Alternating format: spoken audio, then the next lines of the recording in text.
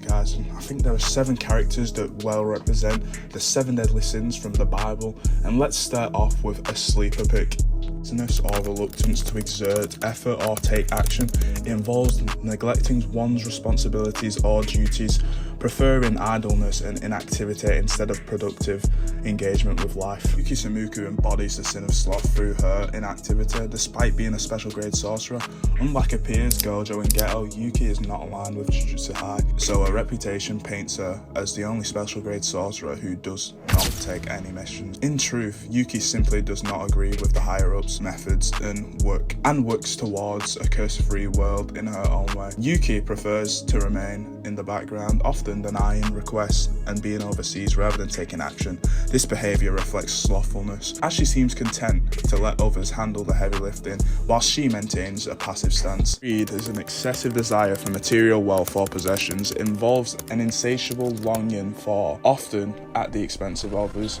and can lead to selfishness, hoarding, or exploitation. Sukuna, the king of curses, embodies the sin of greed. Some people may believe that gluttony or wrath might be more suitable for him, but I believe greed truly represents Sukuna due to his hedonistic themes and his insatiable desire for power and pleasure.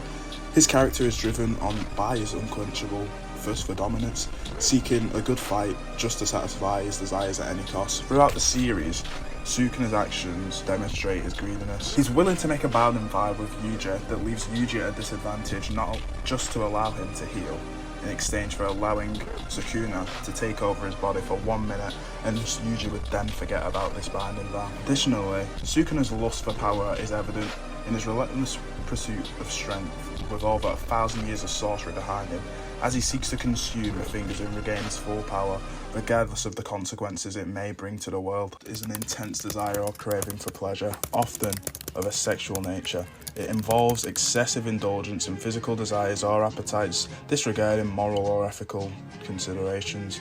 Yorozu, being a Hionara sorcerer, had a deep infatuation with Ryoma and Sukuna. Despite being a brash, untraditional, confident woman, seeming to have been shown as often undressed, she lives for the way she wants to live.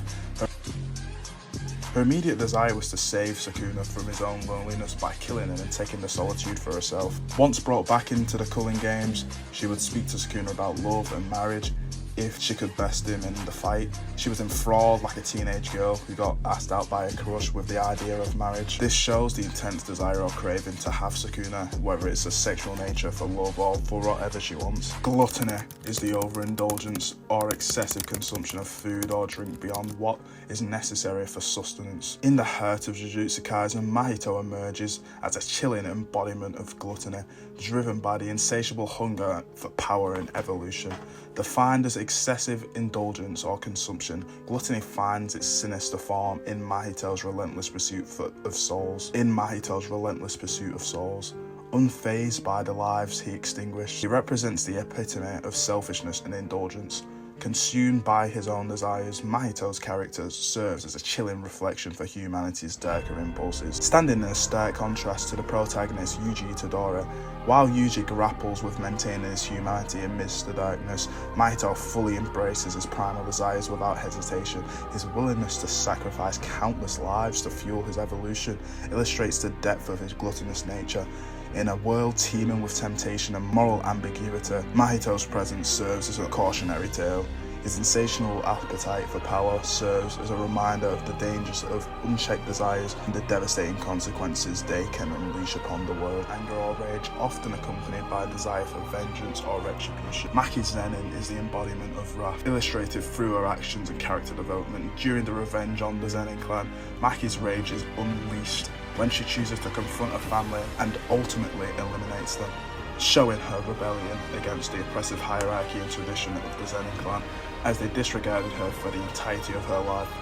This act of vengeance reflects her deep-seated anger and resentment towards the Zenin clan for the mistreatment and neglect. Furthermore, the pivotal moment between Maki and her sister Mai highlights Maki's wrathful nature, as Mai sacrifices herself to allow Maki the freedom to destroy everything as she pleases. It signifies Maki's unrestrained fury against the Zenin clan and her willingness to act on revenge on anyone who's wronged her. The destruction that ensues serves as a catastrophic release from Maki's pent-up anger and frustration, and of discontent or resentment towards others, possessions, qualities, or success. In his early years, Suguru Geto was revered as the strongest. He had shared this position with his best friend Satoru Gojo. Together, they was unstoppable, and nobody could get in their way.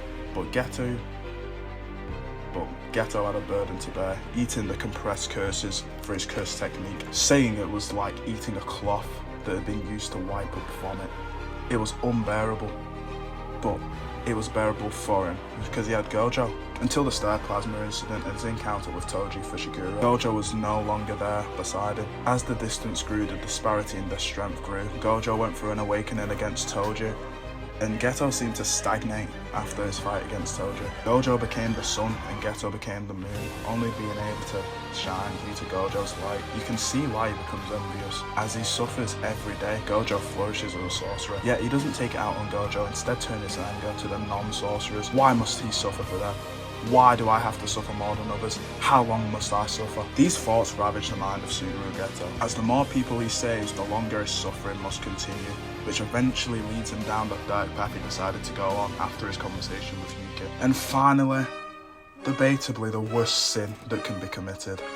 Pride is an excessive sense of self-importance or superiority, often accompanied by arrogance or vanity. It involves an inflated ego and a desire for recognition. Who else other than Gojo Satoru, the strongest sorcerer in Jujutsu Kaisen? He epitomizes the sin of pride, from his demeanor to his actions, the way he refers to himself as the Honored One after his fight with Toji and his awakening. His arrogance and confidence are evident in his interactions with others, where he confidently asserts his superiority in this hypothetical battle against Sukuna. This statement not only showcases his unwavering confidence in his own abilities, but also reflects his prideful nature, as he firmly believes he is unbeatable. Furthermore, Gojo's self-proclaimed title of the Honored One further emphasizes his pride. He sees himself as deserving of the godlike powers of the Gojo clan, seeing as he was the first person to be born with limitless and the six eyes in the last 500 years. This arrogance is evident in his interactions both with allies and enemies, as he carries himself with the air of superiority befitting of the status of the most powerful sorcerer. This is the end of the video. I hope you guys enjoyed.